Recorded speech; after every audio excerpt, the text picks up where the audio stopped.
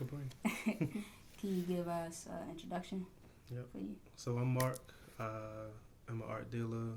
I've been doing that for 5 years. I am the founder of the Gallery About Nothing, founder of the Mini Hip Hop Museum, and a couple other things. But Okay. So I would say the three big ones, or like the three founding projects of yours are the Gallery About Nothing, the Mini Hip Hop Museum, and Such a Vibe Museum.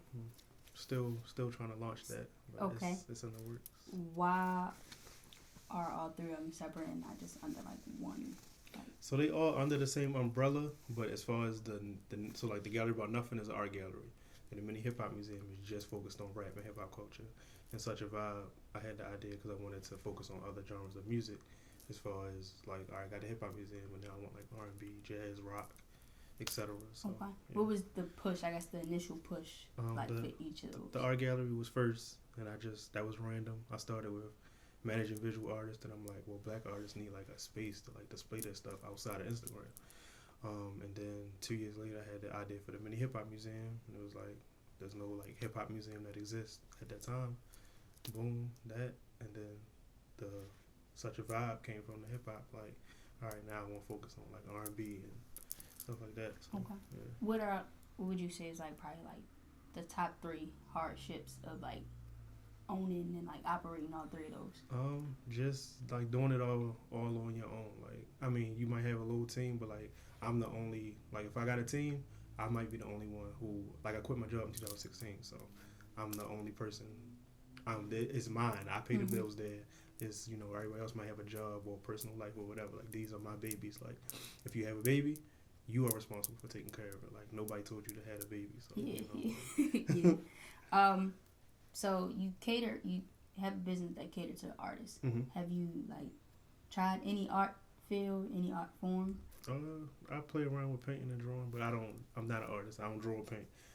So like if there's like leftover paint from like one of the sipping paints or whatever, then I might like just throw something on the canvas. But I probably haven't really like drawn or wanted to be like an artist since like elementary school. Okay. Elementary, middle school. That's when I was drawing the most. So. Have you created a piece like on your own? It's just like, I might want to slide this to somebody. Like this is a little hard. No. Not yet. Okay. I don't think so. Like, it's just like, no, not really. All right. What would you say is the dopest event that you have held at the Gallery About Nothing? They all so good, so like the '90s R&B one, the '90s R&B sip and paint game nights, the ones with the '90s R&B feel, like people really like those. But mostly what we do is sip and paints and game nights. But I would say with that particular theme, like those kind of bring out the most people. But the puffin paints too, like they real like popular. So either one of those. What is like the criteria, or like what do you look for when you like allowing people to put their pieces in the gallery? Nothing. Like, it could literally be like, we literally got like children artists there, or people who leave their stuff on the sipping paints. So like, I'll hang up anything as long as it's not like complete trash. Like, what is this? But who am I to judge and say like, your shit is bull? I don't know if I cuss, but I don't know who to say that your shit is trash or whatever. Like, people have came and purchased, like, say somebody came on sipping paint, they're not an artist, nothing, they painted, left it there on the wall. Some people have purchased some of those, just not knowing that a real artist didn't do it. So I'm not like, I just give people the opportunity, like, cause even like just it's a confidence thing. Like, I'm not like one of these white or popular establishments where you gotta have a certain thing. No, I just like to have the walls filled with color. Like, it's 250 plus pieces of art on those walls. So outside of the galleries, do you do like actual like architecture type things or any interior design? No, I kind of want to like provide, like, we've like provided art for like people's Airbnbs and restaurants, but outside of that, no. But I do kind of want to like get in, well, like, you have real estate agents come and like, hey, I want this in this particular house or whatever, like, just to stage some art in there. But no, I haven't. Like, I'm all about my gallery, like, for the most part. Okay. Alright, so I see on your profile, your name is the Art Father. What do you do to uphold that name? I just came up with that name like last month. Okay. Just because, I don't know, somebody said something about the Godfather, and I was like, oh, the Art Father, blah, blah, blah. But I would, but I mean, now that you asked me that question, it's just like these pieces of art, like the artists, so I'm like the stepfather for their art. Like they bring it to me, and I gotta make sure it don't get fucked up. I could sell it, whatever. Like I gotta take care of the art as if it was mine, just like I take care of my gallery. Like I'm not gonna, you can't bring me your shit, and then I let it get fucked up. Like you feel me? So I take care of the art. I help a lot of artists. Like I'm not to say like I'm their father, but like, you know, like I don't even know. But like yeah, like I really I've helped so many artists like to make money, just give them opportunities and shit. So it's just like yo, I'm the art father. You know, like I really do this shit.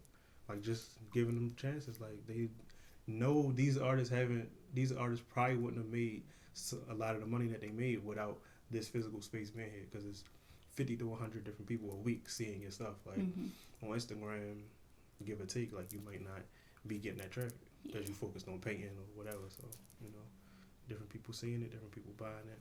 You know. Okay, so you seem more so like on the chill side, but I be seeing these videos of yours on Instagram. Yeah. What's making you create them, even though you like got this chill persona? That's new for me. Like I never like being on camera. I never like talking. Like I used to rap, so like before the art gallery, like I was managing, and then like from 12 to like 25, I was rapping, trying to be a rapper, trying to be next Jay-Z, 50 Cent, whatever. But I didn't like being on camera. I ain't like talking and all of that.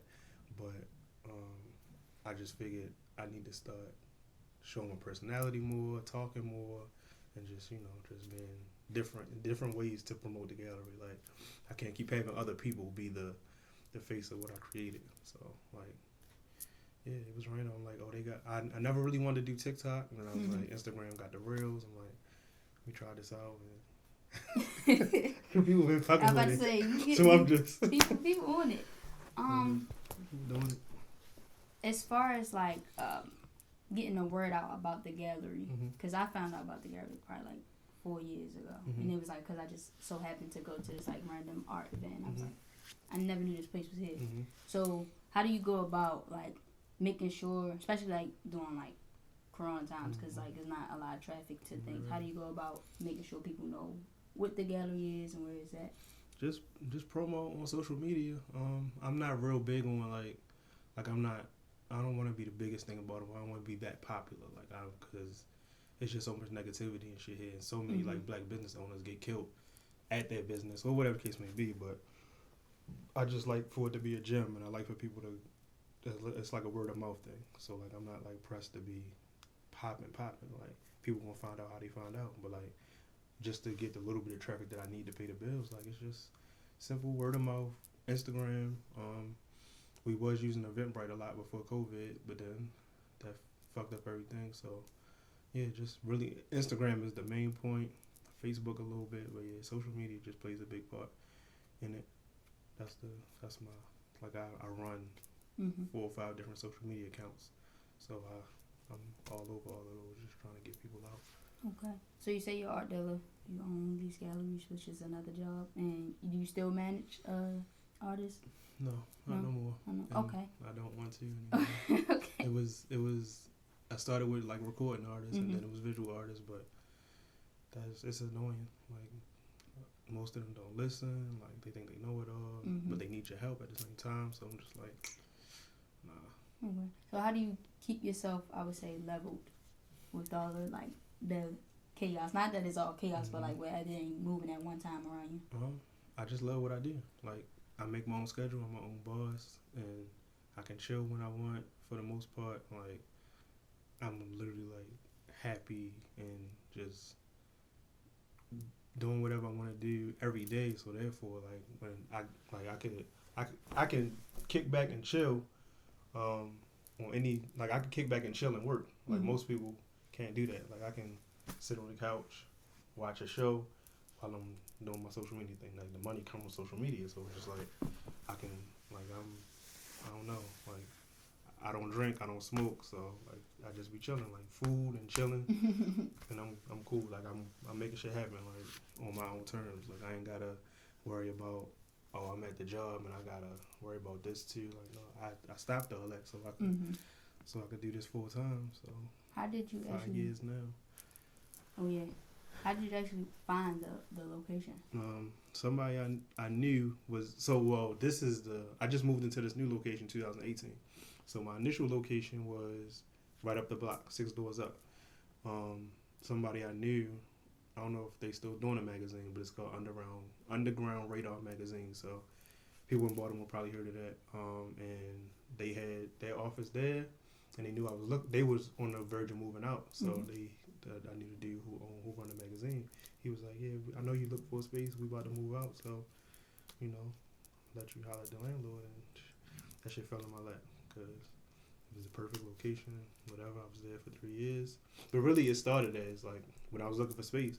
It was just office space. I was looking for office space. I had 5 business partners. We was managing. We was just getting a space for meetings. I was managing a visual artist. He had his art on the wall. I was like, oh, this will be an art gallery. Okay. 2 years later, 2 months later, that's what I turned it into. So. Simple. Yeah, have you ever had like, I don't know, it's like some crazy wild stuff happened at the gallery? Like it was a good event, everything was good until then, like type thing. A couple things. The first thing that ever really happened there, like it's always like for the most part, it's always been like positive, nothing, no fights, no nothing. So somebody had a listening event there, and then at the end of it, some of their people started fighting out front. That was the first. That's like the first thing that ever happened, and then there's probably 2 other incidents but like nothing that really where police needed to be called or like shit been pretty. Like it's crazy to me like that shit been like so good and so like it's scary that shit just been positive for the most part, like out of 2 or 3 incidents, but you feel me, like still no police, no nothing being broken because of a fight or nothing. Like shit just been, it's scary how great it's been in 5 years, like in Baltimore City. Like, yeah, I guess it's a blessing, but yeah, Baltimore, you like no robberies, no break-ins. That's good though. Yeah. That's good. What's that one thing that like, or what's the one thing or the one person that can make you goofy at times? The one thing. It's like because I don't drink or smoke, so like, but if it's like secondhand smoke or if I eat edible, because I like eat edibles every now and then, and I sell edibles at the gallery. That like when I get high, okay, then it's like, all right, goofy time, like I'm tripping. But other than that, and then most people who I'm around, like I'm goofy solo or with people, okay. Like, but the edibles are definitely. If you could, I would say, all right. So somebody gave you a budget, big budget, for you to create. I would say anything. So it could be a space, an object, to cater to the rising of artists in Baltimore. What would it be? A bigger gallery. I'll put that towards a bigger gallery so I could fit. You got creative space, you got the art gallery, a mini hip hop museum, and the Central Pop Museum, all in one place. But definitely more space for artists to come create and creating, even while it's events going on. What else? Just space for kids and just space for kids to do stuff. After school programs, all of that. Like, just a bigger space and something that's handicap accessible. Because like if you got a wheelchair, or whatever, you're not getting up the steps. Like our old building had a first floor, and so they could be there, and then it was 2 other floors, but we ain't got no elevator or nothing for handicapped people to kind of see it. What's one new addition you're planning on doing in the near future? I want to open a second location in Atlanta, like hopefully within the next 5 to 6 months. Like That's what I'm working on. Like I've been like so when we first like I want to do that next. Like so, but like in 2015 when we first opened the first gallery, it was just like, oh, now let's do LA. Like that was like we started promoting like West Coast version coming ASAP. Like but yeah, Atlanta is next. Atlanta, I want to do Atlanta, Charlotte, and Houston like as the next 3 cities to have galleries in. So is the plan to have galleries across the United States or just like specific places Everywhere that you want? in the world. I always say like how McDonald's is everywhere. I don't think I want that many, but franchise like you don't hear about art galleries being you don't really hear about black owned art galleries or art galleries like this being franchised or just in different places. It's just like we here and that's it. So yeah, I wanna get around. That's for sure. But thank you coming through. Yeah, thank you. With me.